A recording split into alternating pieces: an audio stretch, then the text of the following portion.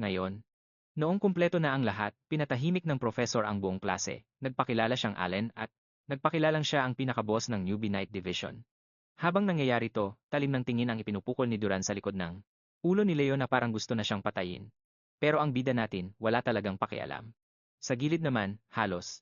Atakihin na sa puso si Thomas, iniisip kung ang dalawang tuba ay nagpasimula na ng giyera sa unang araw pa lang ng klase, para magsimula na. Ipinaliwanag ng professor ang tatlong uri ng mana powers. Una ang magical energy, sinundan ng soul energy, at panghuli ang aura. Binuhat niya ang aura bilang ang pinaka-final boss ng mga skill na dapat ma-unlock, sabay naghagis ng bigla ang tanong sa lahat, at tinanong kung bakit. Agad na sumagot si Celia, at ipinaliwanag kung paano literal na pinapasabog ng aura ang natural na daloy ng mana, habang nagbabagong anyo. Nag-snap ng daliri ang professor, at binigyan siya ng isang malaking thumbs up, tumpa. Samantala, ang soul at magical energy ay pinananatili ang kanilang natural at dalisay na mana vibes, pero ang aura ay literal na sinisipsip ito. Pagkatapos ay ipinamalas ng professor ang sarili niyang aura at nagtanong sa klase, sino ang makakapagpaliwanag kung bakit natin pinapaikot ang energy sa loob ng ating katawan ng ganito? Humula si Celia, at nagtanong kung para ba to, hindi tumasik ang energy palabas ng katawan. Pero rumesbak si Leo ng totoong facts. Sumingit siya, at ipinaliwanag na ang aura ay parang premium gas kung lumamon ng mana. Tumango ang professor, at binigyan siya ng go signal, pagkatapos ay nagtanong siya ng follow-up. Ano ang pinakaimportante kapag sinusunog ang gasolina na yan? Nang hindi nag-iisip, sumagot si Leo na stamina ang kailangan. Sobrang napabilib ang teacher. Pinagmasdan niya si Leo at tinanong kung palihim ba siyang nag-advance study bago pumasok sa klase. Nagkibit balikat lang si Leo at nagsabing hindi naman. Sa loob-loob ni Allen, parang sasabog na ang utak niya ngayon. Sobrang hindi ka panipaniwala para sa isang bata na makuha ang pinaka-esensya ng aura na parang isang pro. Tama na ang theory, oras na para sa aksyon. Sinabihan ng professor ang buong grupo na maghanda. Nagsimula siyang mag-ipon ng magic at ang buong silid ay literal na natigilan sa pagkamangha. Si Professor Allen, nilabanan ang gravity, at kaswal na lumulutang na parang naglalakad lang sa hangin, ipinaliwanag niya ang lahat. Ito ang tanyag na aura step. Mukhang sobrang simple lang, hihilahin mo lang ang aura mo pababa sa iyong mga binti, pero ibinigay niya ang matinding twist. Ang mga paraan kung paano mo to magagamit bilang sandata ay literal na walang katapusan. Habang tumatagal ang oras, nagkagulo ang klase. Sinusubukang gayahin ang kanyang god-tier moves. Si Leo naman, dahil isa siyang halimaw, nagsimula niyang baguhin ang kanyang aura sa sarili niyang kakaibang paraan. Lumapit si Celia, nag-aalok na turuan siya ng mga alam niya, pero sa isang kondisyon, dapat tawagin siyang ate. Walang emosyong sumagot si Leo ng ewan, na parang walang narinig. Biglang nagbago ang timpla ng paligid. Tinitigan ni Allen si Duran, na nandoon sa sulok at nag-iipon ng kanyang mana na parang isang malaking babala. Nagpakita si Allen ng isang makahulugang ngisi at pumalakpak para makuha ang atensyon ng lahat. Kaswal niyang binanggit ang mainit na dramang nangyari kaninang umaga. Litong-lito si Celia, at wala talagang kaide-ideya. Sa tsismis, lumapit si Thomas, at nagpresentang ikwento ang buong pangyayari. Biglang, pinatawag ng professor sina Leo at Duran sa harapan. Diretsahan niyang tinanong si Duran kung bakit parang gigil na gigil siya ngayon. Si Duran, todo tanggi pa, at iginiit na hindi naman daw siya galit. Sinabihan lang siya ng teacher na mag-ready na. Ibinida niya ang pinakamatinding matchup. Ipinapakilala si Duran Moira, ang Central Zone Captain, laban kay Leo Plav, ang rookie representative, at boom, ibinagsak niya ang balita. Maglalaban sila sa isang head-to-head sprint para malaman kung sino ang karapat-dapat na maging class representative. Ang rules, walang limitasyon sa paggamit ng aura, walang preno. Kahit si Duran ay mukhang gulat na gulat sa kung gaano kaseryoso ang nangyayari. Sa gilid, si Thomas ay parang nagtatrabaho na sa sabungan at tumatanggap na ng mga pusta. Mayroon kang isang henyo mula sa pamilya. Moira, isang lalaking may dugo ng bayani na kayang magmanipula ng lightning aura na makikipagbakbakan sa ating Dark Horse. Ang Lodi na nagpabagsak sa bawat regional boss para lang makuha ang unang pwesto, walang iba kundi si Leo Plav. Ang buong klase. Ang ingay sa stadium, ang daming naglalapag ng pera at nagtatalo kung sino ang siguradong ititumba ng husto. Inilatag ng propesor ang panuntunan para manalo. Ang unang makakatawid sa finish line ang siyang magwawagi. Yun lang, wala nang iba. Kapag talo ka, tanggapin mo ang pagkatalo ng walang iyak-iyak. Yan ang tunay na dangal ng isang knight. Sinimulan na ni Celia ang pag-compute sa isip niya. Napagtanto niyang basura ang tsansa ni Leo na manalo. Pero sa bagay, ang lalaking to, trabaho na talaga ang sumira sa lohika. Nagsimula na ang karera. Biglang humarurot si Duran habang napapalibutan ng kumukutitap na asul na kidlat, habang si Leo ay nagsimula lang tumakbo ng normal. Nagmayabang si Duran at sumumpang kukunin niya ang panalo. At oo nga, dahil sa bilis ng kidlat niya, naging parang malabong anino na lang siya. Sinasabi na ng mga nanonood na si Duran na ang panalo. Gaya ng inaasahan, dominado niya ang laban. Pero may niluluto pa si Leo. Nag-iipon siya ng kakaibang enerhiya sa mga binti niya. Pero sa ngayon, naiwan na talaga siya sa alikabok. Litong-lito na ang buong crowd. Mukhang mahina ang pinapakita ni Leo, pero si Chelsea, todo sigaw at todo suporta sa pambato niya na parang wala ng bukas. Samantala, milya-milya na ang layo ni Duran at madali lang niyang narating ang kalahati ng takbuhan. Pinagpapawisan na ng malapot si Thomas dahil kinakabahan siya sa pusta niya. Biglang may napansin si Leo sa audience. Bigla siyang nagpreno. Huminto siya ng tuluyan. Tapos, ang baliw na to, biglang lumingon at kumaripas ng takbo papunta sa malaking pader. Tulala si Celia, siguradong sigurado siyang nawala na sa katinuan si Leo. Pero teka, nagliyab ang pulang apoy sa mga bota niya, at basta-basta na lang siyang tumakbo ng patayo sa pader na parang wala lang. Lumapag siya sa itaas malapit sa mga nanonood, habang iniipon ang kanyang aura hanggang sa mabasag ang semento sa ilalim niya dahil sa tindi ng pressure. Boom! Isang malakas na shockwave ang nagtulak sa kanya na parang isang missile. Nilagpasan niya si Duran sa loob lang ng isang segundo. Nag-iwan lang siya ng maangas na babay bago tuluyang tumawid sa finish line nang walang kahirap-hirap. Nanigas si Duran sa sobrang porma ni Leo. Bumigay talaga ang mga binti niya. Ninisian lang siya ni Leo ng nakakaloko, napatingin ang buong stadium sa butas na naiwan sa semento. Nalaglag ang mga panga ng lahat. Parang naghahang ang utak nila habang sinusubukang intindihin kung ano ba talaga ang nangyari. Tinalo niya talaga si Duran, ang walang talong hari ng bilis ng mga freshmen, gayong 5 minuto pa lang ang nakakalipas nang ma-unlock ni Leo ang aura step. Napagtanto ni Celia na hindi yun normal na aura. Enerhiya yun ng Phoenix. Sira na ang bait ni na Chelsea at Thomas sa tuwa. Todo sigaw sila para ipagdiwang ang baliw na panalo ng kaibigan nila. Habang si Professor Allen naman ay tahimik na sinusuri ang nangyari sa isip niya. Alam niyang napakalakas ng abilidad sa kidlat ni Duran para sa bilis. Hindi niya akalaing gagalaw si Leo na parang isang error sa system. Pero si Leo, mas advance mag-isip dahil ipinagsiksikan niya ang sumasabog niyang fire aura diretso sa kanyang mga bota. Nakagawa siya ng isang sirang teknik sa paggalaw. Talagang matalino ang pagkakagamit. Pagkatapos, lumakad lang si Leo at nakipagkamay. Sinabi niya ang simpleng good game. Pinagbigyan pa niya si Duran at sinabing kung mas mahaba ang takbuhan, siguradong talo siya. Pero hindi ito matanggap ni Duran. Naglakad siya palayo na parang luging-lugi, nang hindi man lang nag-abalang sumagot sa pagbati. Manghang-mangha ang propesor. Doon pa lang ay alam na niyang ang henerasyong ito ay nakagawa na ng isang tunay na halimaw. Halos tumakbo na si Chelsea papunta kay Leo, kulang na lang ay himatayin sa paghanga habang pinupuri ang ginawa niya. Nagmamakaawa siyang makasama itong mag-training ng husto. Samantala, si Tomas naman ay nakatingin lang ng masama sa kanila. Tinanong niya si Celia kung bakit parang laging nakadikit kay Leo. Inirapan lang siya ni Celia na parang sinasabing, malamang, obvious naman. Para maiba ang usapan, sumabat si Tomas at nag-offer na ililibre niya ang buong tropa sa cafe gamit ang pera niya. Pero agad siyang tinanggihan ni Leo. Humingi lang ito ng pasensya at biglang umalis, iniwan silang lahat sa ere. Sumigaw si Tomas at tinanong kung saan siya nagmamadali, at simpleng sumagot si Leo na pupunta siya sa summoning class. Naguluhan ng husto si Tomas, bakit naman ang isang knight na mahusay sa espada ay magkakainteres sa summoning magic? Wala ring ideya si Celia kung ano ang tumatakbo sa isip ni Leo. Pero habang naglalakad ang bida natin, marami siyang iniisip. Sinusubukan niyang buuin ang malaking puzzle, bakit kaya ibinigay ng Fairy Queen ang partikular na item na iyon para sa kanya? Sa mundong ito ng mga hero, simple lang ang system. Ang mga reward ay laging tugma sa kakayahan at lakas mo. Pero ang nakuha niya ay konektado sa summoning. Para sa isang taong tulad niya na wala namang kinalaman sa magic na yon. Mas may sense sana kung nasa karaniwang magic class lang siya. Pero para makakuha ng spirit contract, kailangan mo talagang tumawid sa mundo ng mga espiritu. Biglang may aninong sumulpot sa likuran niya. Nagtanong ang anino kung papunta rin ba siya sa lecture tungkol sa summoning. Lumingon si Leo, ang captain pala. Siya ang captain ng East Faction, lumapit si Sena at nagpakilala ng napakagalang, kalmado lang si Leo. Sabi ni Leo, ikinatutuwa rin niyang makilala ito. Alam na alam ni Sena na galing siya sa Night Division, kaya tinanong siya nito. Tinanong niya kung bakit nakikisali ang isang gaya niya sa klase ng mga summoner. Binaliwala lang ito ni Leo at sinabing parang gusto lang niyang subukan ang spiritualism. Nagtaka si Sena kung bakit siya nakikihalo sa klase ng mga summoner. Katwiran ni Leo, may kutob lang siya tungkol sa spiritualism.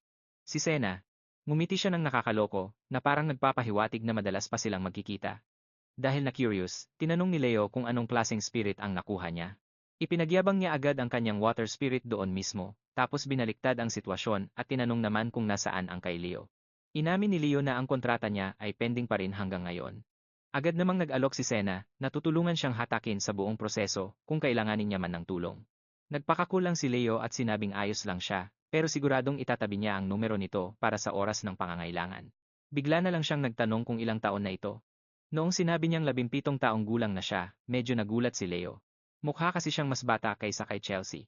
Napansin ni Sena ang tingin niya, kaya binigyan siya nito ng blankong titig at tinanong kung may iniisip ba siyang kalokohan. Agad na tumahimik si Leo at iniwasan ang usapan.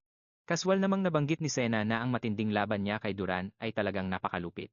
Itinaas ni Leo ang kanyang kilay at tinanong kung nakatambay ba siya sa gitna ng mga tao noon. Kinumpirma niyang nasa pinakamagandang pwesto siya sa gitna ng madugong laban na yon. Talagang na-hype siya ng husto. Nang hindi nag-aalinlangan, hiningi rin niya na tanggapin ni Leo ang kanyang hamon. Ninitian lang siya ni Leo ng nakakaloko. Fast forward tayo sa courtyard ng Summoner Division. Punong-puno ang listahan ng mga malalakas na estudyante, kasama na ang itinuturing na boss ng Timog, katabi ang bida natin at ang senior. Noong tinanong ni Leo kung itong maliit na grupo lang ba ang buong klase, ipinaliwanag ito sa kanya ni senior. Ang pagsumon daw kasi ang pinaka hindi sikat na build na pwede mong piliin ngayon. Napatawa na lang si Leo at sinabing swak na swak pala ito sa kanya la. Nakatakdang magsimula ang training session sa labas. Bigla na lang, isang higante at nakakatakot na anino ang humarang sa sikat ng araw. Isang dambuhalang lumilipad na nilalang ang bumasag sa mga ulap. Mukha talaga itong wyvern, at spoiler alert, wyvern nga talaga ito. Pero ang mas malupit, may taong kaswal na nakasakay sa halimaw na yon. Biglang bumulusok pababa ang nilalang patungo sa mga sumisigaw na estudyante. Ngumiti lang ang astig na propesor na nakasakay rito, at sinabing sinusubukan lang daw ipakita ng mabangis na halimaw ang paglalambing nito sa lahat. Formal siyang nagpakilala bilang si Professor Marinura, ang mamumuno sa kanilang summoning bootcamp ngayong taon. Agad na nahumaling sa kanya ang buong klase. Pagkakita sa kanya, naalala ni Leo ang dati niyang kaibigan na hinding-hindi palalagpasin ang pagkakataon na bumanat sa mga magagandang babae. Alam niyang siguradong mababaliw ang tropa niya kung nandito siya ngayon. Nilait ng propesor ang klase, tinawag silang mga mayayabang na baguhan, at sinabing ang pagtapak sa kanyang arena ay nangangahulugang naranasan na nila ang gulo ng summoning, di ba? Nang hindi nagsasayang ng kahit isang segundo, inutusan niya ang lahat na kumilos na. Pumunta sila sa live fire practice zone. Sinigawan niya si Carlos, isang assistant instructor na kasalukuyang nakikipagbuno sa isang mailap na griffin. Bigla na lang, isang kawan ng mga mariringal pero mapanganib na griffin ang kumubkob sa mga takot na estudyante. Hindi man lang natinag si Yura, at inutusan ang lahat na magkapares-pares at sumakay sa mga lumilipad na nilalang na iyon. Siyempre, pawis na pawis at inaatake na ng panic attack ang buong grupo dahil wala pa sa kanila ang nakasubok sumakay sa isang mabangis na predator. Nginisian lang sila ni Yura, at tinawag ang kanilang takot na isang kahiyahiyang dahilan para takasan ang training. Walang kahirap-hirap siyang tumalon pabalik sa kanyang wyvern, at nagbigay ng huling babala, kung hindi raw sila handang itaya ang lahat, mag-impake na lang sila at umuwi. Ipinagpag ng wyvern ang dambuhala nitong pakpak, at nagpakawala ng nakakanginig balahibong unggol, na nagdulot ng malakas na hangin sa buong kapatagan. Lumipad pa itaas si Yura na parang rocket, habang si Carlos naman ay nagsimulang sumigaw sa mga baguhan na habulin siya. Nilunok ang kanilang takot, dahan-dahang nagkumahog ang mga estudyante para makasakay sa kanilang mga griffin. Isang random na bata ang pinapatalsik-talsik na ng sinasakyan niya. Habang nasa likod, lumingon si Sena at tinanong si Leo kung pwede ba siyang humawak sa renda. Nagkibit balikat lang si Leo at sinabi sa kanyang sige lang, gawin niya ang gusto niya. Ilang segundo lang, lumilipad na sila sa ibabaw ng malawak at kumikinang na lawa ng Luminia Academy. Sa ibaba, tuwang-tuwa ang mga tao habang pinapanood silang magpasikat sa langit, pinatutunayan ang kanilang galing. Inamin ni Sena na sobrang nenerbiyos siya noong una, pero sa totoo lang, parang kalmado naman ang mga griffin. Agad itong binara ni Leo, binalaan siya na huwag masyadong magpakampante dahil kilala ang mga nilalang na ito sa pagiging sobrang lupit kapag pinapatakbo na. At sakto sa sinabi niya, nagpatunog ng nakakabinging pito ang baliw na propesor. Ang tunog na yun ang nagsilbing mitsa. Nagwala ang mga griffin at naging agresibo, bigla silang nag-alboroto at agad na pinatalsik ang kalahati ng klase sa himpapawid. Sumigaw si Leo kay Sena sa gitna ng kaguluhan na nagpapakabait lang ang mga halimaw na ito dahil pinipigilan sila ni Yura. Habang lumulutang sa itaas ng kaguluhan, sinigawan sila ni Yura pababa, tinatanong kung may lakas ba talaga sila ng loob na tawagin ang sarili bilang mga estudyante ng Luminia. Nilinaw niya sa kanila. Kung hindi raw nila kayang pasukuin ang isang simpleng griffin, wala na silang pag-asa. Habang nagwawala ang nilalang, maging ang elite na si Sena ay hirap na ring kumapit, kaya naubaya na ang lahat kay Leo. Ipinulupot ni Leo ang kanyang mga kamay sa baywang nito para hindi siya mahulog sa halimaw, dahilan para mamula ng husto ang mukha ni Senna na parang kamatis. Lumapit si Leo sa kanya. Bumulong siya na ang mga Griffin daw ay napakataas ng pride, at kapag pinilit mo silang sumunod, siguradong disaster lang ang bagsak niyan. Dahan-dahan niyang ginabayan ang nanginginig na mga kamay ni Celia, at sinabing kailangan nilang magdahan-dahan lang. Ayon nga, naging swabe na ang paglipad ng mailap na hayop. Manghang-mangha sila sa nangyayari kaya naman nalagpasan pa nila ang instructor nila, na chill lang na nakasakay sa dambuhalan niyang wyvern. Tinignan ng matindi ni Ura si Carlos, at tinanong kung talaga bang magiging knight ang batang ito. Si Carlos naman, na parang mababaliw na, ay mabilis na nagkalkal sa tumpok ng mga papeles at bumulong na, oo, base sa records, siya nga. Pinilit pa siya ni Ura na maghanap ng kung anong matitinding achievement, pero wala talagang makita si Carlos. Napangisi na lang si Ura. Likas at purong talento. Mukhang may nakatago tayong diamond in the rough sa harap mismo ng ating mga mata. Fast forward tayo sa Summoning Island, ang pinakamatinding training ground para sa klase nila. Lumapag ang buong squad, at kitang-kita na bugbog sarado, at pagod na pagod silang lahat. Well, lahat maliban kay Leo, na parang hindi man lang pinawisan, habang ang iba ay parang mamatay-matay na sa paghahabol ng hininga. Naglakad-lakad muna siya at nakakita ng isang dambuhala at kumikinang na prutas na nakasabit sa puno. Bigla namang may nahulog na misteryosong balahibo at dumapo sa ibabaw nito. Agad-agad, kinuha niya ang prutas. Ibinato niya ito sa griffin niya, at nilamon naman ito agad ng hayop. Pero tapos na ang laro ng magbitaw ng balita si Yura. Sorpresang practical exam. Nagkagulo ang lahat, at hindi ito sa magandang paraan. Isang hands-on na test sa unang araw pa lang. Nagreklamo ang buong klase, kesyo nasa orientation phase pa lang daw sila, pero mabilis silang pinatahimik ng instructor. Diretsahan niyang sinabi ang totoo. Hindi tulad ng mga ordinaryong knight at mage, ang landas ng mga summoner ay isang malupit na proseso na hindi nangangailangan ng pag-aalinlangan. Tumigil siya sandali para damhin nila ang tensyon. Bakit? Dahil ang isang tunay na summoner ay nangangailangan ng higit pa sa simpleng kontrol sa mana. Ang pakikipag-contract sa isang spirit ay nangangailangan ng napakabihirang spiritual vibe, at ang pag-akay sa mga hayop na iyon sa laban ay nangangailangan ng matinding taming skills. Ang combo na iyon ang dahilan kung bakit ang mga top-tier summoner ay parang mga unicorn napakabihira kumpara sa ibang mga klase. Pero ito ang catch. Kapag naabot na ng isang summoner ang kanilang peak, mas malakas na silang mag-carry kaysa sa kahit kanino. Napangisi si Yura at hinamon sila. Ang god-tier power na iyon ang dahilan kung bakit sila nag-enroll, di ba? Sa gitna ng tensyon, isang babae ang humarap at nagtanong kung ano ba ang kakaharapin nila. Narito si Alisa Jurgen, galing sa elite na pamilya ng mga summoner. Ngumiti si Yura at itinuro ang paligid. Ito ang Summoning Island, at puno ito ng mga mailap na hayop sa bawat sulok. Dahil ang isang summoner ay wala kung wala ang kanilang spirit, oras na para patunayan na hindi sila mga walang kwenta, simple lang ang misyon. Maghanap ng hayop sa gubat na ito, paamuhin ito, at tapusin ang contract. Yun lang. Tapos, sa sobrang excitement sa ganda ng lugar, hindi na pinansin ng mga rookie ang katotohanang alam ng lahat na tinalo niya si Duran sa laban.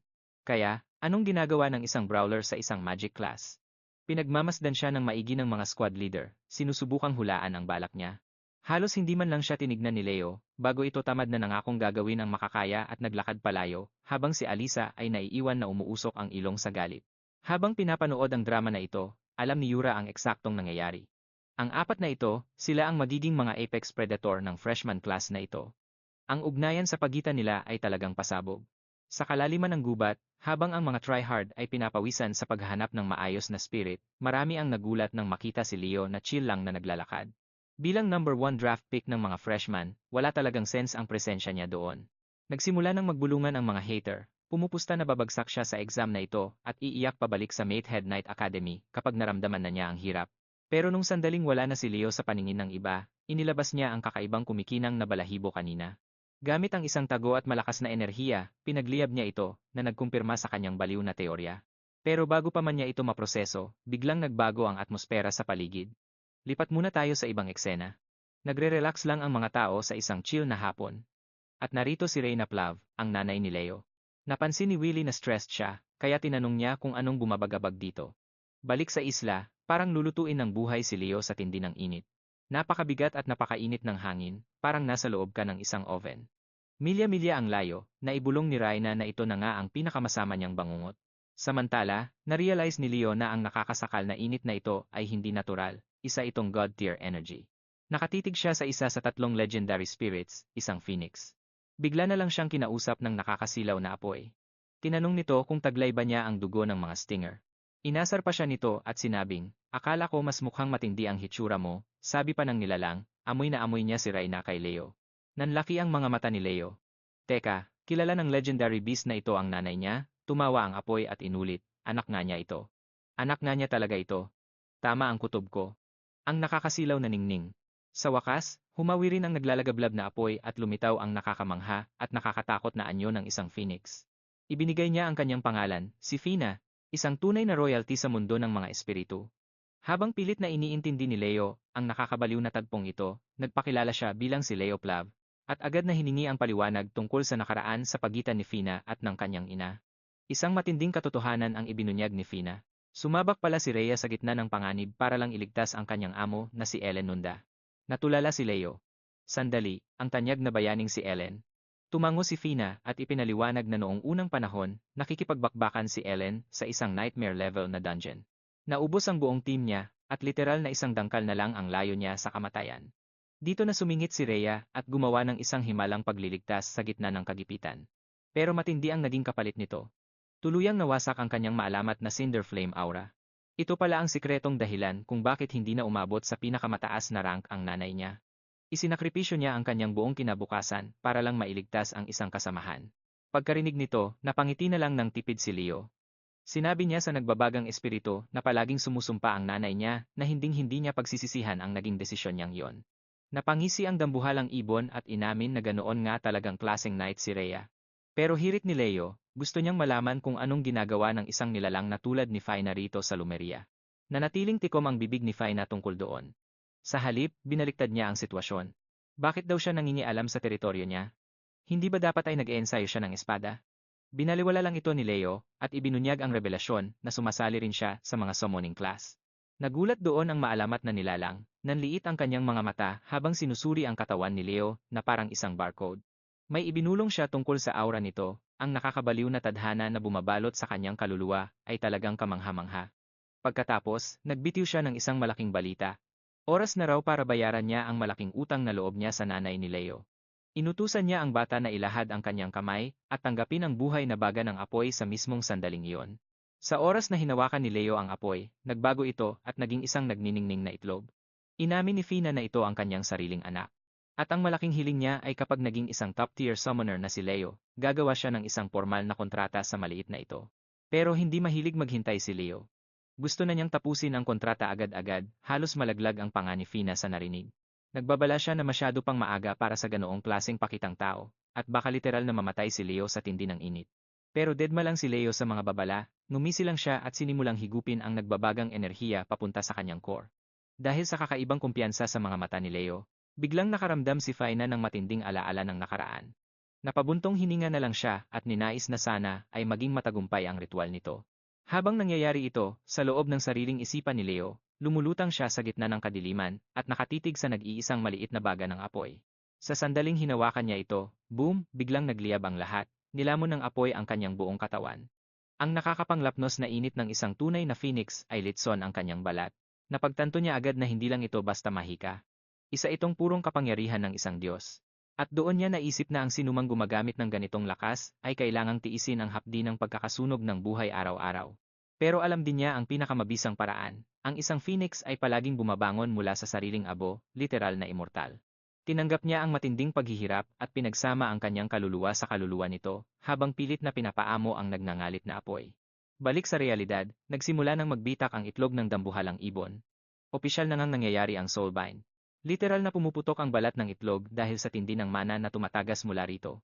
Napanganga si Fina habang iniisip kung nagawa nga ba talaga ito ng baliw na batang ito. Nagpakita si Leo ng isang kampanteng ngiti. Saktong-sakto. Napangiti rin si Fina at inamin na ang lalaking ito ay isang tunay na henyo. Itinadhana siyang maging pinakamalakas na summoner sa buong kasaysayan. Matapos siyang purihin dahil sa matagumpay na kontrata, ipinakilala niya ang bagong silang na si Fiora. Isa pang maalamat na phoenix na kabilang sa 3 pinakamalakas na summoning spirit sa mundo. Pagkatapos, nagbagong anyo si Fina bilang isang napakagandang babae at ipinagkatiwala ang kanyang anak sa pangangalaga ni Leo. Napakurap na lang si Leo. Pagtingin niya sa ibaba, inisip niya na mas mukhang dambuhalang sisiw si Fiora kaysa sa isang maringal na firebird. Tinitigan siya ng maliit na nilalang ng napaka-cute at tumango na lang si Leo. Oo, 100%, isa nga itong baby na manok. Samantala, balik tayo sa training grounds kasama ang kanilang instructor. Hirap na bumabalik ang ibang mga estudyante, dala-dala ang anumang halimaw na napaamo nila. Sinilip ng guro si Carlos para itanong ang oras, at sumigaw naman ito na may natitira na lang silang eksaktong 5 minuto sa orasan. Mukhang 4 na lang ang hindi pa nakakabalik mula sa gubat. Biglang may isang dambuhalang anino ang lumitaw sa gitna ng bakanteng lote. Isang nagniningning na oso ang rumagasa mula sa mga puno, mukhang talagang mapanganib, pero plot twist, relax na relax lang ito habang nakasakay si Celia sa likod nito.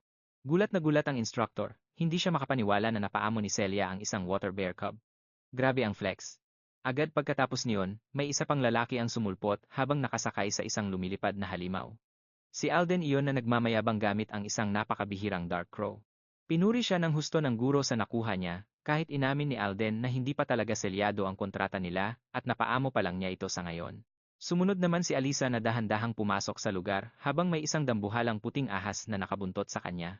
Agad itong nakilala ng guro bilang isang nakamamatay na gorgon serpent. Nagkibit balikat lang si Alisa at sinabing napaamo niya ito agad dahil mukha naman itong cute at ang kanyang. Isang lumilipad na halimaw ang dumating. Iyon ay si Alden na nagpapakitang gilas gamit ang isang napakabihirang dark crow. Pinuri naman siya ng teacher sa lupit ng huli niya, kahit na inamin niyang wala pa itong contract at napaamo pa lang niya sa ngayon. Sunod naman si Alisa, na pumasok sa clearing habang hila-hila ang isang dambuhalang puting ahas. Agad itong nakilala ng teacher bilang isang nakamamatay na gorgon serpent. Nagkibit balikat lang si Alisa at sinabing napaamo niya ito agad dahil ang cute daw tingnan at ang kanyang. Wala pa nito ang pamilya niya. Ibang klase talaga yung yaman niya, di ba? Tapos, humipa na ng pito si Carlos.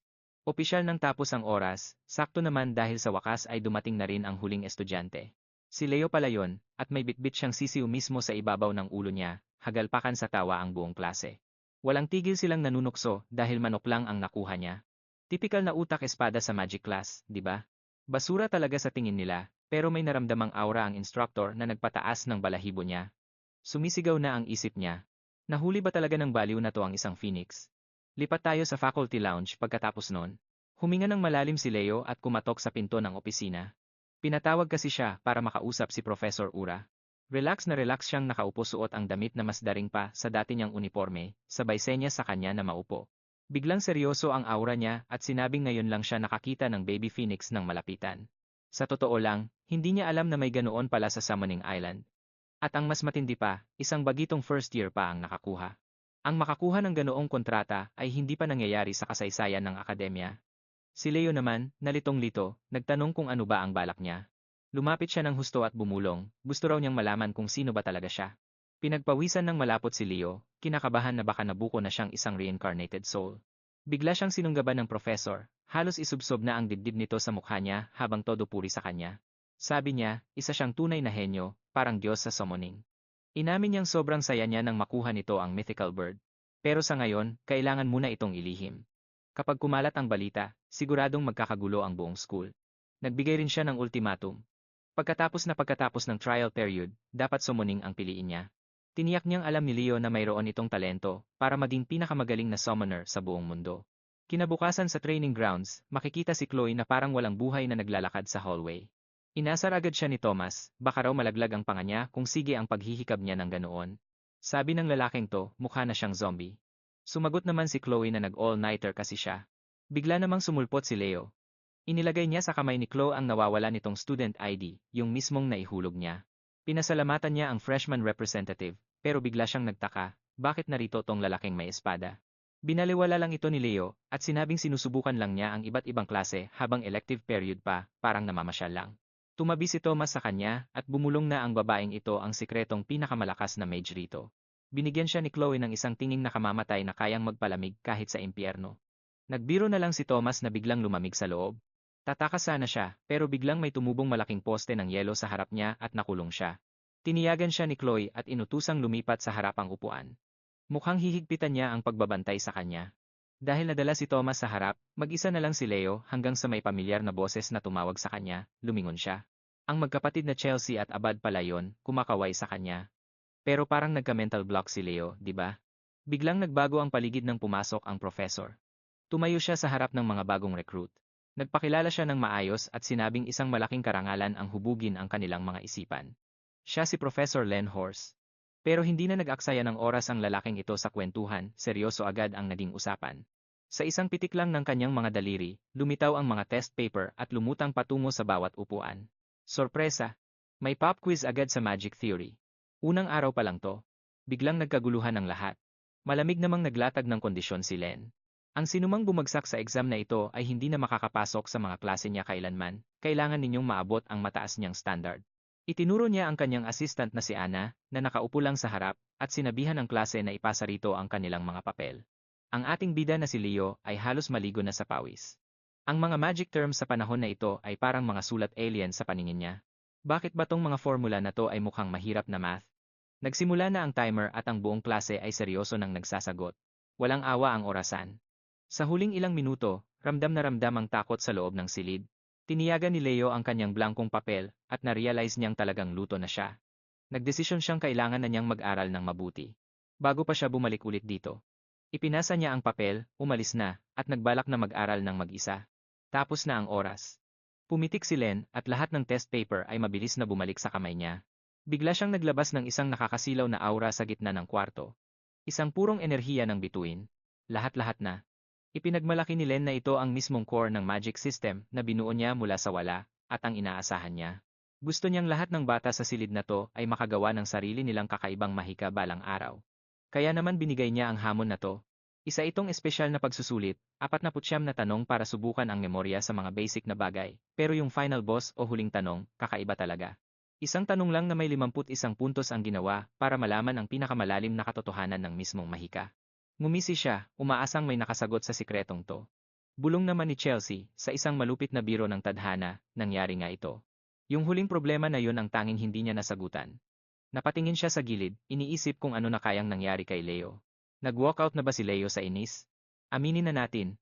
Yung lalaking yun at ang mahika ay parang langis, at tubig hindi talaga magkasundo. Bigla namang tinapik ni Ana si Professor Len sa balikat para ibalita ang isang nakakabaliw na balita. May isang estudyanteng winasak o perpektong nasagutan ang tanong. Isang estudyante lang ang talagang nakasagot sa huling tanong na yon. Bigla na lang humagalpak sa tawa ang matanda dahil sa sobrang tuwa. Inikot niya ang paningin sa buong kwarto, hindi makapaniwala, at gustong malaman kung sino ang gumawa ng kasaysayan. Inutusan niya yung alamat na nakakuha ng perpektong score na tumayo agad-agad. Sobrang excited na si Len, hindi niya man lang maisip na isang freshman o bagong estudyante lang ang nakagawa nito. Inamin niyang sinira nito ang kanyang grading system, pero isa itong malupit na pagpapakitang gilas. Kaso, pinatigil siya ni Ana. Plot twist. Hindi pala niya nasagutan ang buong test. Yung imposible at huling tanong lang pala ang tanging sinagot niya. At ang pangalang nakasulat sa papel ay si Leo Plop. Isinigaw ni Len ang pangalan niya, pero katahimikan lang ang sumagot. Matagal na palang nakaalis sa hall yung lalaking yon. Nahihiyang nagtaas ng kamay si Chelsea, at sinabing tumakas na siya. Umalis siya agad pagkapasa pa lang ng papel niya. Literal na nalaglag ang panga ng propesor sa gulat. Ang wala nating kamalay-malay na swordsman ang tanging nakakuha ng 51 puntos na yon, kaya nakuha niya ang pinakamataas na rank. Nakuha niya ang pinakamataas na rank sa buong klase ng dahil lang sa aksidente. Dumako naman tayo sa cafeteria. Halos mamatay na sa tawa si Celia sa harap mismo ni Leo. Todo asar siya rito dahil sa pagtakas sa klase.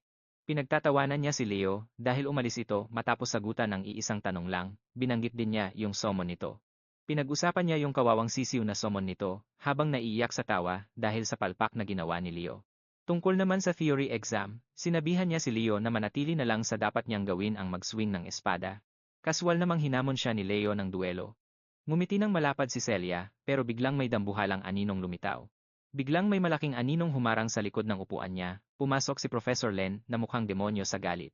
Tinanong niya kung ito ba ang tanyag na si Leo Plop, ang swordsman na ginawang katatawanan ang lahat. Ginawa niyang biro ang kurso. Galit siyang humingi ng paliwanag. Bakit daw ba ito lumabas ng klase? Masyado bang madali ang exam para sa kanya? Akala ba niya ay sobrang galing na niya para hindi na pumasok? Napatalon si Leo sa gulat, kumakaway ang mga kamay habang pinapawisan. Todo paliwanag siya na malaking pagkakamali lang ang lahat. Akala niya talaga ay bagsak siya. Inamin niyang sumabog ang utak niya sa mga basic na tanong. Yung huling tanong lang ang sinulatan niya ng sagot bago siya tuluyang sumuko. May binalita rin siya. Ang kaalaman niya sa mahika ay nakuha niya sa pagbabasa ng mga sinaunang libro na nakatago sa library ng pamilya nila. Kaya naman pala wala siyang alam sa mga modernong mahika. Pagkarinig nito, parang nawala sa sarili si Professor Len. Halos buhatin na niya ang bata mula sa sahig. Si Leo naman, parang nag-error ang utak at walang kamuwang-muwang. Habang ang utak naman ng propesor ay parang sasabog na sa kung ano-anong teoryang naiisip niya. Hindi na nagtanong si Len, bigla na lang niyang kwinelyuhan si Leo at kumaripas ng takbo palabas ng kwarto. Kinaladkad niya ito palabas ng cafeteria habang may nakakatakot na ngiti sa mukha. Agad namang humabol si Ana. Humabol siya sa kanila habang naiwang nakatulala si Celia at nagtataka kung bakit ba nandito ang propesor. Tarantang nagtanong si Ana kung may nakakita ba kung saan nagpunta yung baliw. Walang emosyong sinagot ni Celia ang totoo. Nakita niyang literal na kinidnap nito si Leo at tumakbo palayo. Agad namang umikot si Ana para habulin sila. Balik tayo sa classroom ng mahika. Tarantang binubura ng propesor ang blackboard hanggang sa luminis ito. Hinampas niya ang board at sinigawan si Leo na sagutan ang isang napakahirap na formula. Desperado na talaga si Len.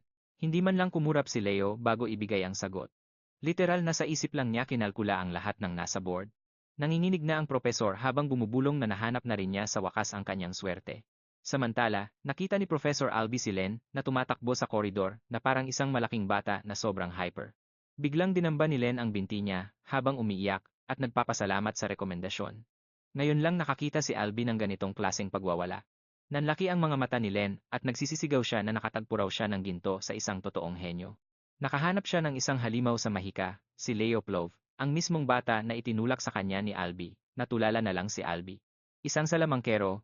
Hindi ba dapat humahawak ng espada ang batang ito sa Night Division? Hibang na si Len.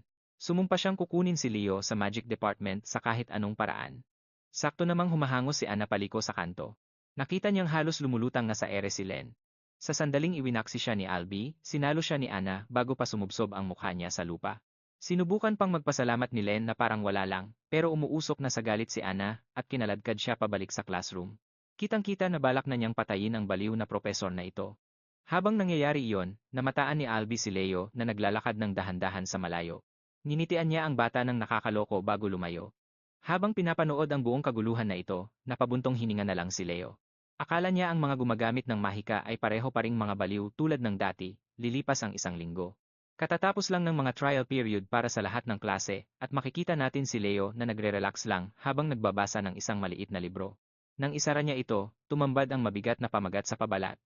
Kyle, bayani o isang malaking peke. Nandoon ang bida natin sa rooftop. Pinapanood niya ang matinding kaguluhan sa courtyard. Maraming estudyante ang nagkakandara pa papunta sa opisina ng headmaster. Wala silang kamalay-malay sa mainit na balita. Sa loob ng opisinang yon, parang may gyera sa pagitan ng tatlong head instructor. Nagsasagupaan sina Professor Allen, Professor Len, at Professor Yura. Sumisigaw si Allen na dinaya raw ang setup na ito. Inihampas niya ang file ni Leo sa mesa, at nabunyag na kinuha ng bata ang tatlong major sa lahat ng core tracks. Kasama siya sa Night Track, sa Mage Division, at sa Summoner Class. Nag-aaway na parang mga aso't pusa sina Yura at Len. Habang pilit nilang inaangkin ang bata, hindi naman tumitigil si Allen sa gusto niya. Headmaster, ipinanganak siya para sa espada. Sa totoo lang, dapat sa Elite Military Academy ang batang ito, hindi rito. Pero sumandal lang ang headmaster at tumawa.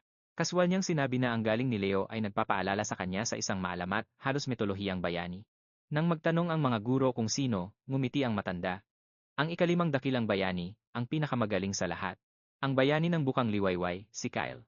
Ang tanging alamat sa kasaysayan ng tao na naging eksperto sa tatlong combat classes. Lipat tayo sa training grounds. Makikita natin sina Celia at Chelsea, na pawis habang nagpapakahirap sa isang matinding workout.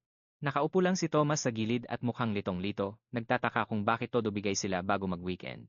Simpleng sinabi ni Leo na si Chelsea naman talaga ang nakiusap na sumali sa routine niya. Lito pa rin si Thomas at nagtanong kung bakit puro cardio lang ang ginagawa nila. Tol, nasaan ang mga espada? Hindi man lang nagdalawang isip si Leo at sinabing mayroon pang kakayahan na mas mahalaga kaysa sa pag-unday ng espada. Habang humihingal, si Celia na ang sumagot para sa kanya. Stamina. Sumingit din si Chelsea habang kapos sa hininga para kumpirmahin ang totoo. Ang matinding stamina ay ang ultimate cheat code para sa isang battle mage, kaya naman sila nag-ensayo ng ganito. Nang tumigil na sa pagtatanong si Thomas, bumagsak si Chelsea sa bench sa tabi ni Leo na nag-abot naman sa kanya ng tubig. Habang hinahabol ang hininga, pinuri niya ang matinding training ni Leo at biglang nag-demand na sasali na siya sa araw-araw na pagtakbo nito. Naibuga ni Celia ang iniinom niyang tubig at nabilaukan sa sobrang gulat sa narinig. Tumango lang si Leo ng kalmado at sinabing balak naman talaga niyang isama siya sa grupo, kaya walang problema. Pero mabilis na umiling si Celia, sinusumpa na hinding-hindi siya papayag sa ganoong uri ng paghihirap. Habang pinapanood ang gulo, napapaisip ng malalim si Thomas kung bakit ganun na lang kalapit sina Leo at Celia sa isa't isa. Akala talaga ng loko ay sikreto silang nagde-date. Nang mahalata ni Celia ang iniisip niya, napairap na lang siya ng todo. Inis siyang sumagot, "Tol, relax ka lang, pinsan ko siya. Anak siya ng kapatid na babae ng tatay ko." Halos mawala sa sarili sina Chelsea at Thomas at nagsisigaw na, "Teka, magkamag-anak kayo?" Napangiwi na lang si Celia. Ibinulong niya na kung tutuusin ay hindi talaga. May matindi kasing drama sa pamilya na ayaw na niyang ikwento sa kanila. Para mawala ang awkward na tensyon, biglang tumayo si Leo at nagtanong, "O ano, sisimulan na ba natin?" Halos manginig si Chelsea sa excitement. Habang si Thomas naman, gustong-gusto ng tumakas para mag-ikot sa Lumeria City. "Magsaya kayo sa training, mga talunan." Hirit niya. Pero agad siyang nilambatan ni Celia na parang isang koala. Bulong na lang ni Thomas sa sarili niya, bakit ba magnet ako ng mga weirdo na ito? Mabilis na lumipas ang mga araw hanggang sa sorting day. Pumasok si Leo sa room 5 at laking gulat niya na nandoon na si Thomas at nakangiti ng nakakaloko. Tinanong ni Leo kung may kapangyarihan ba ang mokong na manghula. Ngumisi lang si Thomas. Siyempre, alam niya ang lahat. Tinanong niya kung nasaan si Chelsea at saktong-sakto, dumating nga ang dalaga na parang lasog-lasog ang katawan dahil sa training. Malupit na training nitong weekend. Habang nakatitig sa wala ng buhay niyang katawan, kinuwestiyon ni Thomas kung ano ba talaga ang ginagawa nila. Walang emosyong sumagot si Leo, yung mga basic lang ang sinabi. Bigla namang may dumaang kung sinong estudyante na mayabang na nilalait ang room 5. Tinatawag nila itong tambak ng kawalan ng pag-asa. Sabi ng isa sa mga barumbado, ang mga talunang yan, sisibakin din pagdating ng midterm. Habang ang tropa niya ay nang uuyam na nagkunwaring nagdarasal, isang dambuhalang anino ang bumalot sa mga nambubuli, sabay tanong kung naaawa ba sila sa mga freshmen. Nagbabala ang malalim na boses na ang mga lalaking nasa harap niya mismo ang dapat talagang kaawaan. Mabilis na lumingon ang mga bully pero napatigil sila. Nakatayo roon ang isang nakakatakot na lalaki, masama ang tingin at tila hinahamon silang kumontra. Ito si Harry Edmond, ang headmaster ng first year class 5 chair. "Harry!" Sigaw ng mga estudyante sa sobrang takot. Tarantang ginamitan ng mahika ng mga kupal na estudyante ang isang ordinaryong upuan para maging pansamantalang trono. Walang pasubaling umupo rito si Harry nang pabaligtad. Habang nakatitig sa bago niyang biktima, ngumiti siya ng nakakaloko. "Kinagagalak ko kayong makilala, mga basurang to." Hindi na siya nagpaligoy-ligoy pa. Ang kwartong ito ang tapunan ng mga pinakamahihina, ang mga freshmen na bagsak sa kanilang mga entrance exam. Akala niya ay nakarating na sa kanila ang masamang reputasyon niya. Tinatawag siyang pader ng pagtangis. Hinamon niya ang buong klase na hulaan kung saan nanggaling ang astig niyang palayaw.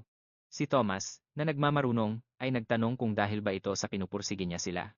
Pinupursige ba niya silang maging magaling sa pag-aaral hanggang sa maiyak? Tumawa lang ng nakakaloko si Harry. "Cute ng hula mo, Thomas. Eksaktong klaseng basura at kawalan ng malay na inaasahan ko sa estudyanteng pinakakulelat." Pinatahimik niya agad ang bata. Pagkatapos ay naningkit ang kanyang mga mata habang binibigyan sila ng malupit na katotohanan, sabay tanong kung ano ba talaga ang layunin ng isang Lumria cadet. Lalo na ang mga kulelat na tulad nila.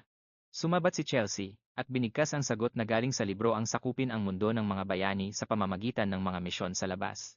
Tumango si Harry, inamin na hindi naman siya mali, pero mabilis niyang dinurog ang kumpiyansa nila. Diretso niyang sinabi na sa tingin pa lang sa malalambot at tuliro nilang mga mukha, siguradong makakatay sila sa oras na tumapak sila sa totoong labanan. Mas mabuti pang mapatalsik sa paaralan kaysa bumalik na nasa loob ng body bag. Iyon mismo ang dahilan kung bakit niya kinuha ang class 5. Kaya naman ang mga paraan niya ay magpapaiyak sa kanila ng dugo. Inilibot ni Harry ang kanyang paningin sa buong kwarto hanggang sa tumitig siya kay Leo. Tahimik niyang napansin na ang batang ito ay may tibay ng loob para mabuhay. Pagbalik sa realidad, inutusan niya ang mga kulelat na magbihis na. Kilos na. Oras na para sa Combat 101. Lipat tayo sa nagbabagang training field. Habang ang mga kawawang freshmen ay litson na sa ilalim ng malupit na sikat ng araw at basang-basa na ng pawis ang kanilang mga tracksuit, si Harry naman ay hayahayang buhay. Ang lolo niyo ay literal na nakahilata sa beach chair sa ilalim ng payong habang humihigop ng buko. Sa pagitan ng mga higop niya, idineklara niyang ang leksyon ngayong araw ay tungkol sa marahas na pagdurog sa mahihinang pag-iisip na dala nila mula sa labas. Naghagis siya ng isang mabigat na tanong. Kapag nasa gitna na kayo ng bakbakan at ramdam niyo na ang hininga ng kamatayan, sino ang darating para iligtas ang balat niyo? Isang babae ang kinakabahang nagtaas ng kamay. Sumagot si Nila Carbon ng isang sobrang inosenteng sagot, ang mga tapat daw niyang kasamahan ang magtatanggol sa kanya. Hindi man lang nag-atubili si Harry na wasakin ang mala fairy tale niyang katwiran. Mali. Kapagipitan na, ang tanging bagay na magpapatibok ng puso mo ay ang sarili mo. Tanging ang sarili mong lakas lang ang mahalaga. Idiniin niya na sa pamamagitan lang ng pagpapalakas ng sarili mong kakayahan at pagiging isang hindi mapipigilang puwersa sa gitna ng kaguluhan, ka lang magkakaroon ng karapatang magpakabayani para sa iba. Pagkatapos ay sumingit ang isa pang estudyante. Tinanong nila kung wala ba talagang halaga ang teamwork para sa kanya, nainis si Harry at tinitigan siya. Sige, siga. Tingnan natin kung ano ba talagang kaya ng isang pamosong Magic Knight. Inutusan niya si Eleliana Leiden, isang pambihirang dual-class prodigy, na magsumo ng fireball. Nagpalabas siya ng isang bolang apoy, mukhang proud na proud sa sarili. Pero ngumisi lang nang nanguuyam si Harry. Yan lang ba talaga yon? Nang asar pa siya, sinabing ang kawawang kislap na yon ay hindi man lang makakapatay ng insekto. Nasaktan sa panlalait, tinaasan niya ang kanyang mana output. Naglabas siya ng 2 dambuhala at mas malakas na inferno. Nag-abang ang klase ng papuri, pero isang mabagal at sobrang sarkastikong palakpak lang ang ibinigay ni Harry. Wow, mas malaki at mas matapang. Bigyan ng medalya yan, walang emosyon niyang sabi, habang iwinawagayway ang kamay. Agad na nagpalabas si Harry ng isang umiikot na bolang gawa sa hangin. Paano kung subukan mong patamaan itong gumagalaw na target, henyo? Pero hindi lang pala ito hangin. Literal na nagsomon ang lolo niyo ng isang malokong wind fairy. Ang maliit na nilalang ay parang balang sumugod kay Eleliana, at walang awang kiniliti ang ilong niya. Sa sobrang galit, pabalasubas na iwinasiwas ng dual-class prodigy ang kanyang apoy sa makulit na nilalang, pero puro sablay.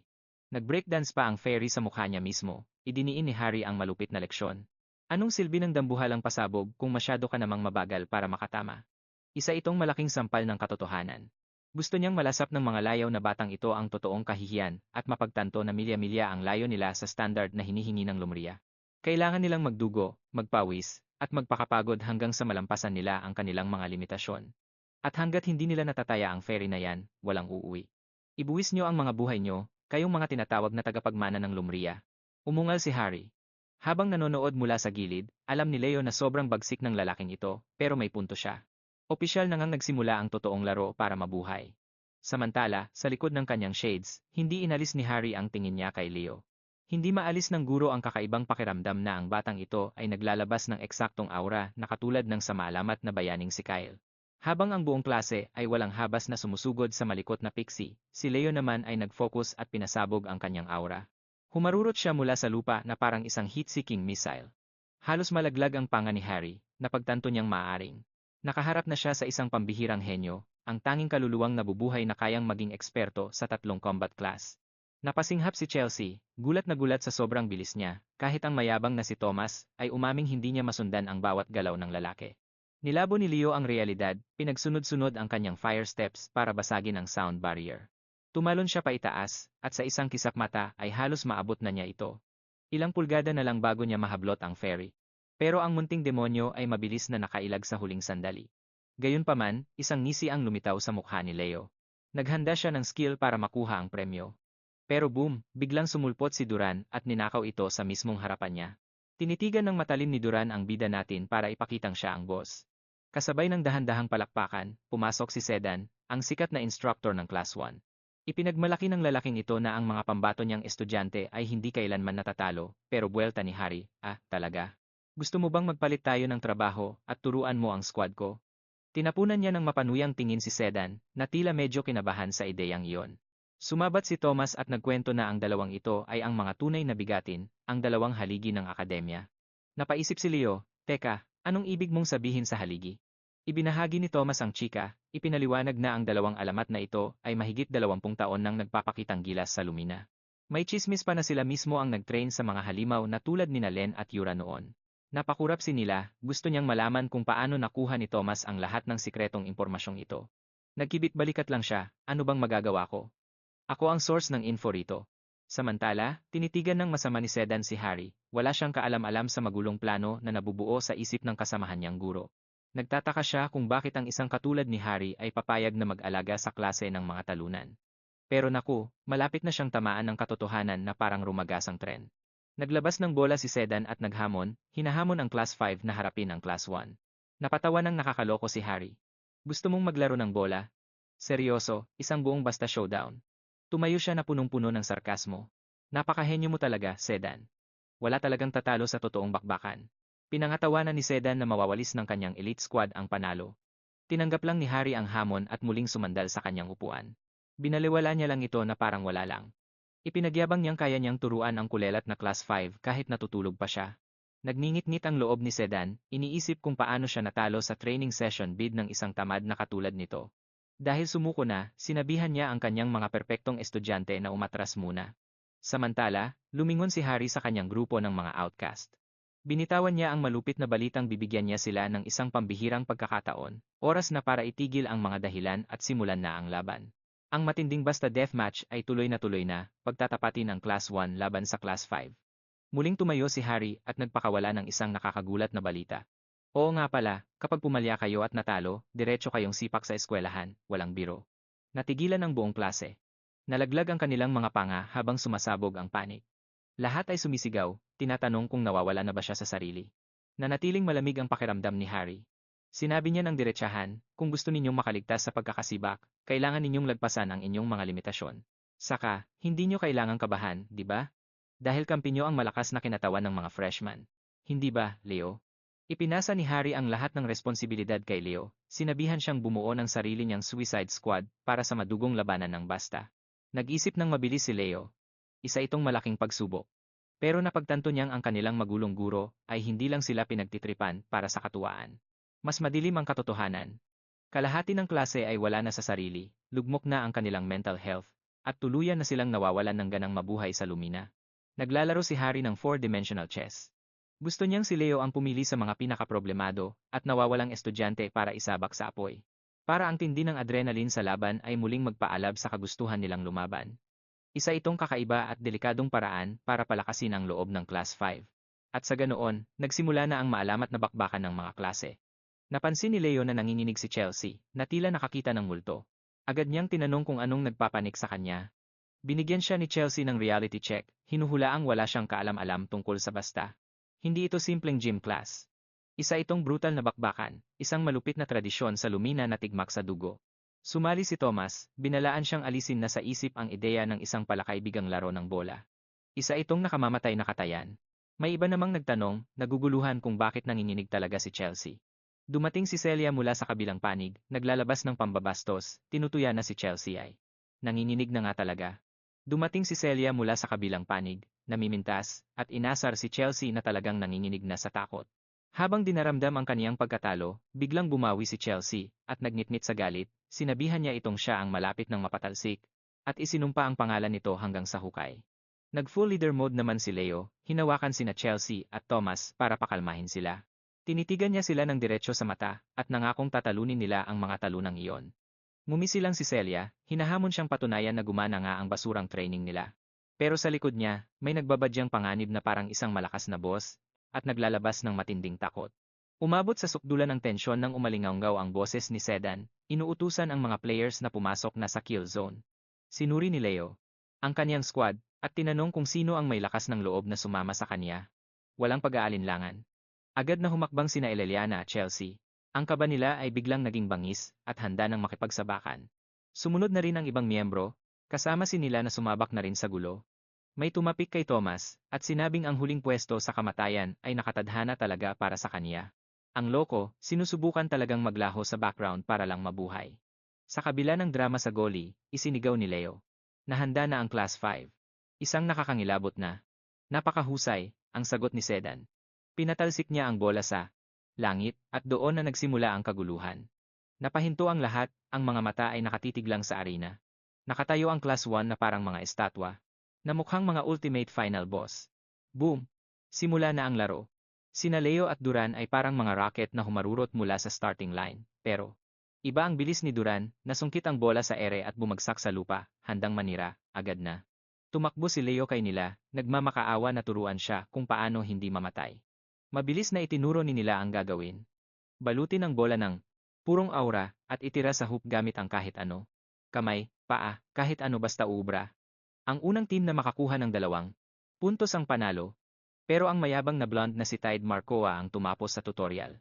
Sa unahan, inihanda ni Duran ang kaniyang mga kalamnan para sa isang nakamamatay na tira. Si Thomas naman ay naiwang tulala sa goal box na parang usana. Nasilaw ng ilaw ng sasakyan. Oo, iniwan talaga nila siya roon. Nagpakawala si Duran ng isang malakas na tira na parang kanyon, direkta sa ulo ni Leo, kaya napilitan ang bida natin na mag-matrix dodge para lang hindi mabasag ang bungo niya. Tumagos ang nagniningning na bola sa net. Unang puntos para sa Class 1. Nagwala ang mga tao sa stands, isinisigaw ang pangalan ni Duran. Bagsak agad ang morale ng Class 5. At bumulong si Tide na mukhang hinanda talaga sila ni Harry para mapatalsik agad sa eskwelahan. Dahil ayaw sumuko, tinanong ni Leo kung paano mababawi ang bola. Inilatag ni Tide ang tatlong paraan. Una, kapag itinapon ng kalaban, ang bola sa labas. Pangalawa, kapag may nakasalo ng maayos sa tira. O pangatlo, kapag may umiwas, pero huli na ang lahat. Gulat na gulat silang lahat. Isang malakas na tama sa gitna ng dibdib ang natanggap ni Eleliana. Si Celia pala ang sniper na tumira niyon. Inasar pa niya sila dahil sa kadaldalan sa gitna ng laro at sinabihang mag-focus na lang. Ipinaliwanag ni Tide ang mga rules. Bawal ang physical blocking o direktang atake. Hindi pwedeng manakit gamit ang kamay. Natumba si Eleliana. Dahil sa bola mismo, hindi dahil sa magic na galing kay Celia. Ang bola lang ang tanging legal na sandata rito. Tumango lang. Si Leo at humakbang na. Tapos na ang laro-laro. Oras na niya ngayong wala nang malay si Eleliana, dehadong-dehado na ang Class 5. Pinapanood sila ni Sedan mula sa gilid, at alam niyang ang team na may malalakas na fire users ang laging lamang sa ganitong bakbakan. At pagdating sa bagsik ng apoy, wala nang tatalo sa pamilyang Zeringer. Sinabi ni Sedan na baliw talaga si Harry dahil hinayaan niyang mangyari ang laban na ito. Alam na alam niyang kasama si Celia sa Class 1, kaya parang hinatulan na rin niya ng bitay ang Class 5. Pero heto si Harry, tulog na parang sanggol, kaya napamura na lang si Sedan na sana naman umarte itong matanda na parang isang matinong adult kahit minsan lang. Sa buhay niya. Dinilat ni Harry ang isang mata niya at tinanong kung natatandaan pa ba nito ang una niyang estudyante, ang halimaw na iyon mula sa pamilyang Zeringer. Napairap si Sedan, paano ko makakalimutan ang reyna ng basta? Ngumiti si Harry, at kaswal na. Ibinagsak ang balita na ang anak pala nito ay nasa Class 5 ngayon. Halos malaglag ang panga ni Sedan sa gulat. Ngayon lang nag-sink in. Sa kaniya ang lahat. Balik sa arena, at bagsak na bagsak ang vibes sa Class 5. Handa na silang mag-impake dahil sa takot na mapatalsik. Pero biglang nagbago ang paligid, at kinilabutan. Silang lahat. Nanliit ang mga mata ni Celia. Sa wakas, nagising na rin ang natutulog na higante. Si Leo iyon, at naglalabas siya ng purong enerhiya ng Phoenix. Inihanda niya ang braso niya, na parang isang kargadong shotgun ang hawak na bola. Nagpakawala siya ng isang matinding tira direkta sa goal. Pero bago pa ito tumama, isang dambuhalang yelo ang sumulpot sa lupa para harangan. Ito. Dumating si Chloe. Pinagkurus niya ang kaniyang mga braso at malamig na sinabing walang makakalusot sa kaniya. Hindi sa kaniyang paningin. Ang matalo. Ang depensa niya ay imposible raw mangyari. Pero biglang nag-teleport si Leo sa tabi niya at bumulong. Na baka gusto niyang bawiin ang sinabi niya. Kukunin niya ang puntong ito. Muli siyang tumalon sa ere at hinampas ang bola ng napakalakas, dahilan para madurog ang pader ng yelo sa milyon-milyong piraso. Napanganga si Sedan. Bilib na bilib sa bangis ng instinto ng bata sa pakikipaglaban, naupo lang doon si Harry na may mapang-asar ng ngiti sa labi. Habang nagkakagulo naman ang buong klase 5 sa sobrang tuwa at halos itingala na si Leo sa langit, bahagyang napangisi si Sedan. Tapos na ang warm-up. Dito na magsisimula ang totoong madugong labanan. Ang sistema ng puntos ay parang sa volleyball. Kailangan mong manalo ng may lamang na 2 puntos.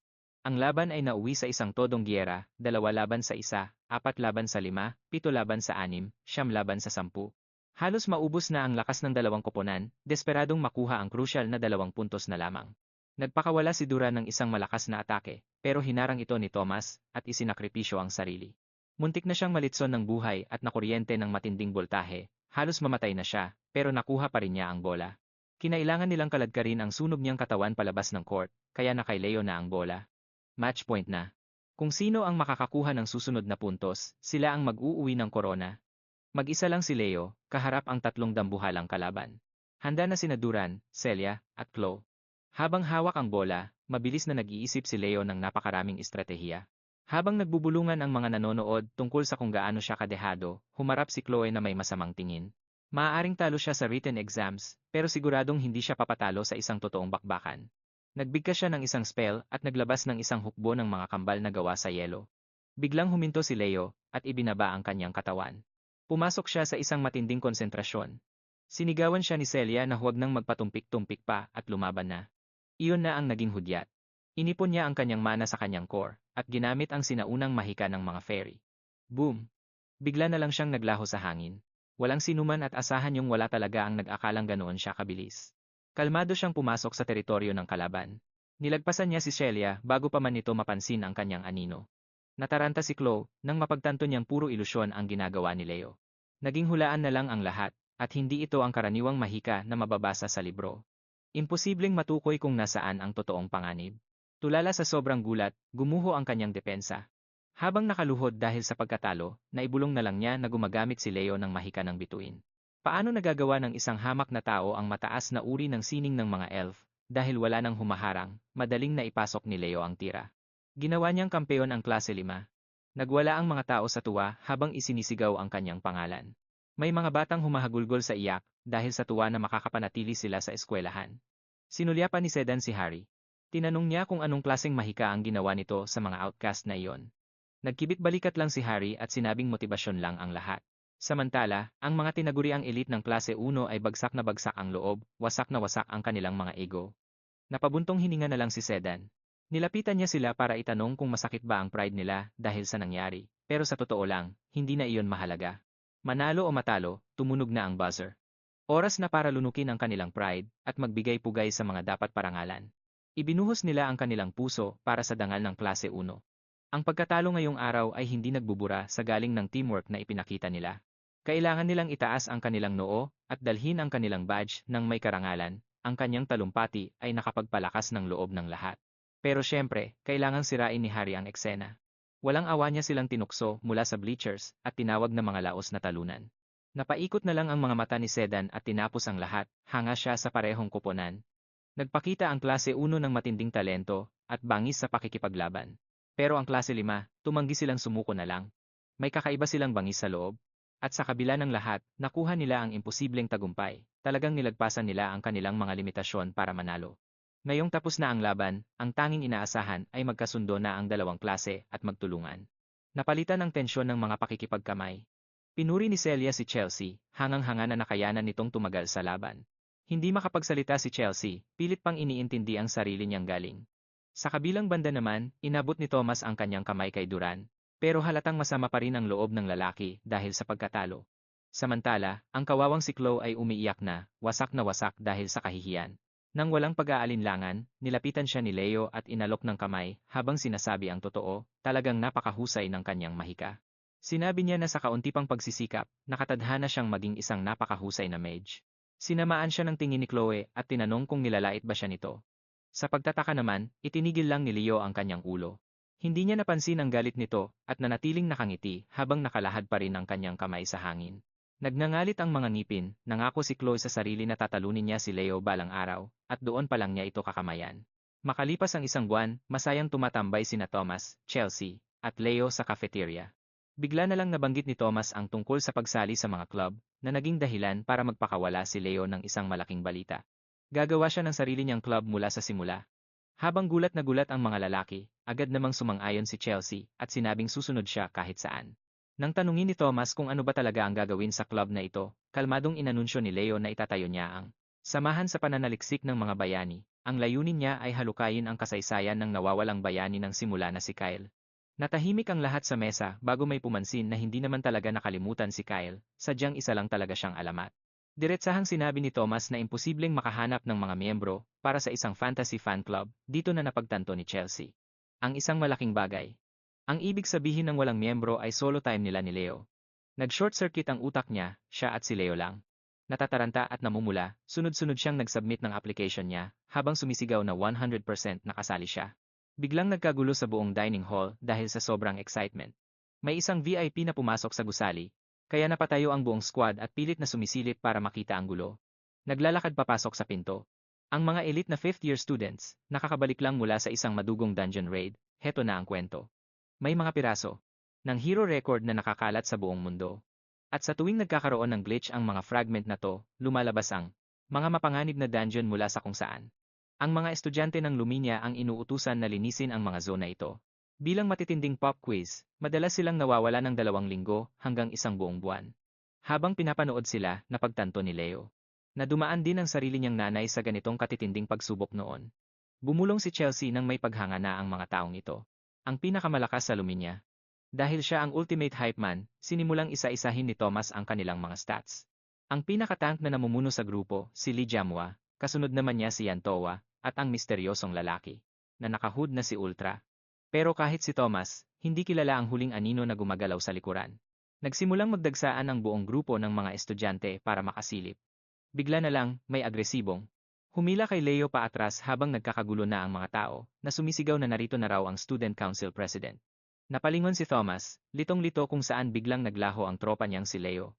Habang ang bida nating si Leo ay muntik nang madapa sa hallway, habang pilit na tinatanong si Celia kung bakit siya kinaladkad na parang kinidnap.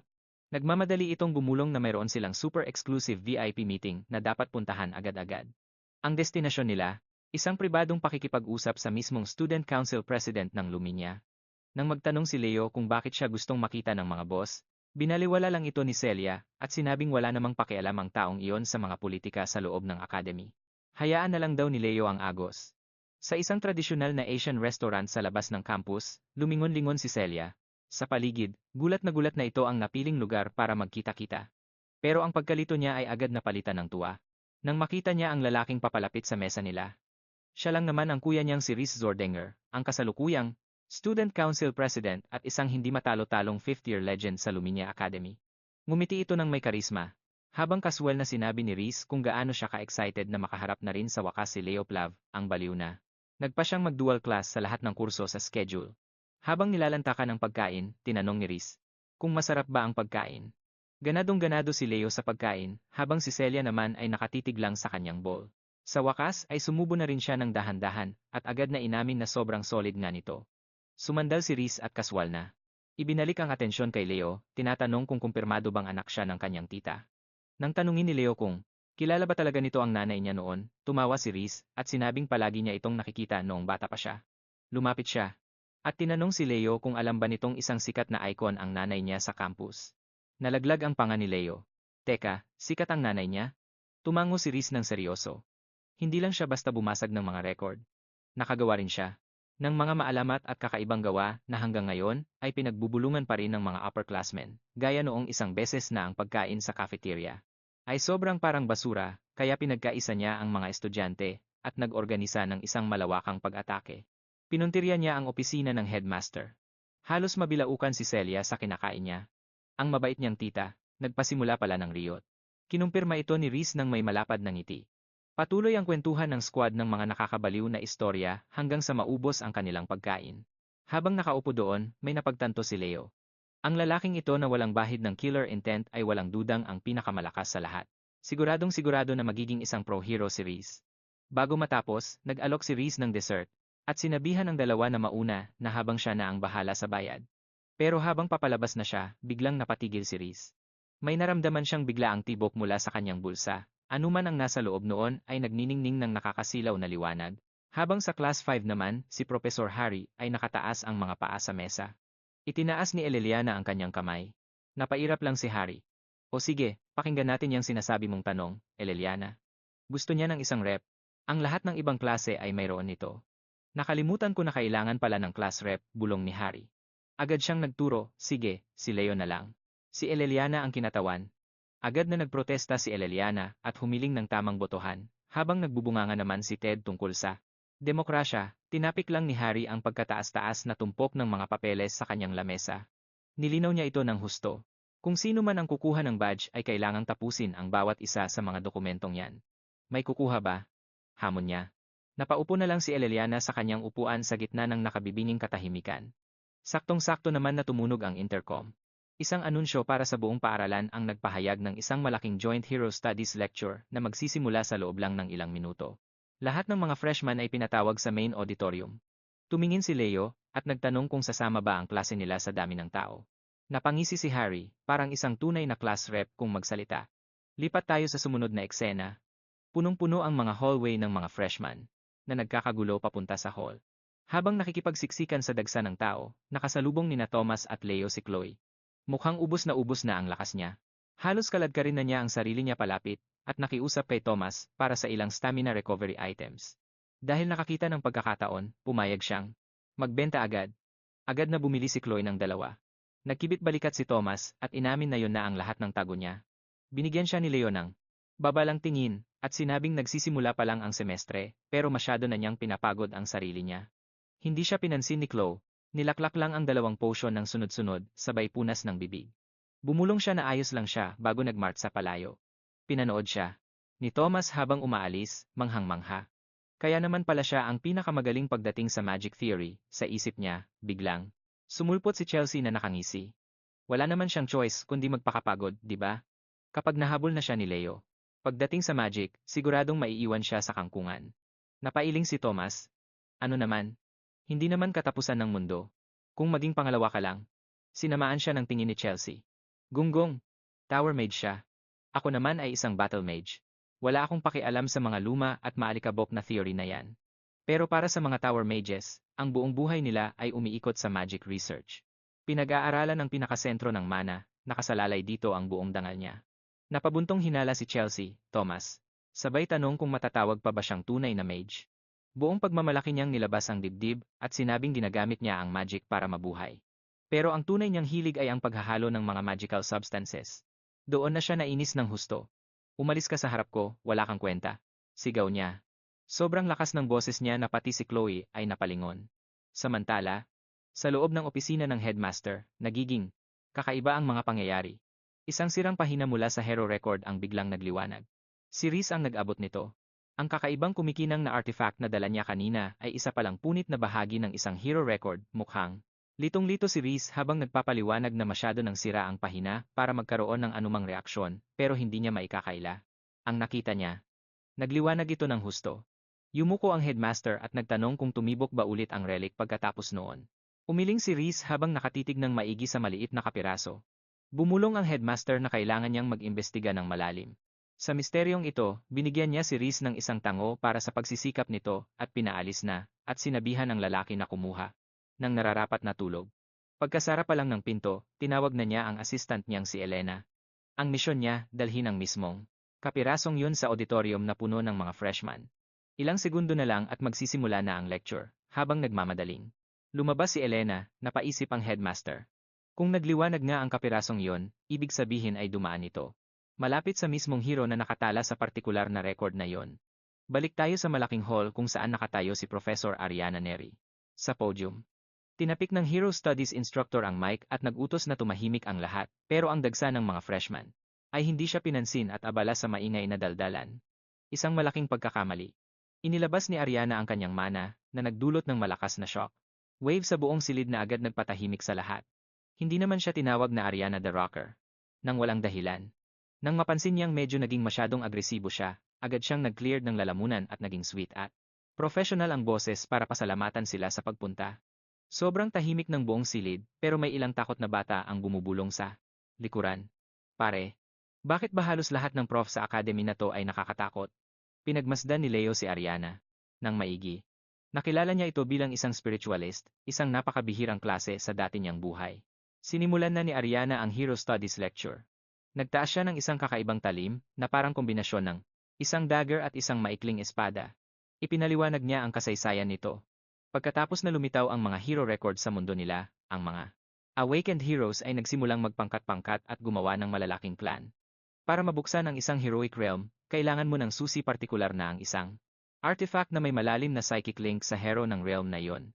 Siyempre, ang mga kadugo at direktang inapo ang may malaking bentahe sa pag-unlock ng mga zone na ito. Kaya naman ganoon na lang kung protektahan ng Luminia Academy ang mga hero records na parang isang tunay na kayamanan. At ito rin ang dahilan kung bakit ang mga elite bloodlines ay nananatiling dikit sa paaralan para makinabang sa kapangyarihang yon. Ang koneksyong yun lang ay sapat na para maging ultimate cheat code sa pag-unlock ng mga maalamat na vault ng pamilya. Si Leo ay humaling na humaling siya, ninanamnam ang bawat salitang naririnig niya. Habang si Thomas naman, tulog na, at gaya ng dati ay tululaway pa sa desk niya. Habang naglalakad-lakad sa entablado, tinitigan ng maigi ni Professor Ariana ang mga estudyante, at tinanong kung nag-sink in na ba sa kanila kung bakit sobrang mahalaga ang klase na ito. Saktong-sakto sa nakaka-tense na sandaling iyon, dahan-dahang pumasok si Elena sa pinto ng auditorium. Hindi nagpaabala si Ariana at mas lalo pang idiniin ang kanyang punto. Ipinangaral niya na ang pagmaster sa mga sinaunang kwentong ito ang tanging paraan para malaman ang mga sikreto ng bawat heroic realm at para talagang makaligtas doon. Habang papalapit na ang kanilang huling taon sa paaralan, kailangang gumawa ng mabigat na desisyon ang mga estudyante sa pagpili ng heroic realm kung saan sila mag-ensayo. Buburahin nila ang lahat ng nakaraan para makagawa ng sarili nilang pangalan. Saktong-sakto naman, napansin ni Ariana si Elena na naglalakad papasok. Mahigpit na hawak ni Elena ang isang kumikinang na bahagi ng heroic record. Inanunsyo niya sa buong silid na ang squad mula sa ika-5 taon ay talagang nagawang makuha ang kakaibang artifact na ito at ipinakita ito sa dambuhalang screen ng auditorium para makita ng lahat. Noong dahan-dahan niya itong binuksan, umapaw ang purong mahika, kaya naman natulala ang lahat, pero bigla niya ring itong isinara. Pabitin pa ang lola nyo, sinabing itinatago nila ang pinakamaganda para mamaya. Sa halip, binago niya ang takbo ng usapan sa pamamagitan ng isang seryosong tanong. Ano raw ang magiging huling layunin nila kapag opisyal na silang naging mga bayani? Hindi nag-atubili si Celia kahit isang segundo. Nanumpa siya na magiging isang knight siya na sobrang lakas. Na kahit ang dangal ng pamilya niya ay mapag-iiwanan niya sa limot. Nagustuhan naman ni Ariana ang ganong klaseng enerhiya. Sumunod naman si Chloe, na ipinakita ang talino niya at sinabing gusto niyang sumulat ng isang Master Grimoire. Mapupuno raw ito ng sarili niyang mga custom spell. Isa-isang ibinahagi ng mga estudyante ang kanilang matatayog na pangarap. Si Tomas naman, tumayo, at sinabing gusto niyang maging pinakamagaling na team player, gamit ang kanyang kakayahan para palakasin at protektahan ang bawat hero sa labanan. Tumango si Ariana bilang pagkilala, at ipinaalala sa lahat na ang pagiging support ay napakalaking tulong sa gitna ng labanan. Pero biglang tumayo si Leo, biglang tumahimik ang buong paligid, nang magbitiw siya ng isang nakakagulat na salita. Ang tanging layunin lang daw niya ay burahin si Arabos sa balat ng lupa, halos malaglag ang panga ng lahat sa gulat. Tulala ang mga estudyante, at pati na rin ang mga professor, lalo na ang mga staff na parang nakakita ng multo. Pinilit ni Ariana na maging kalmado kahit nagulat din siya, sinabi niyang magandang pangarap iyon, at agad na iniba ang usapan.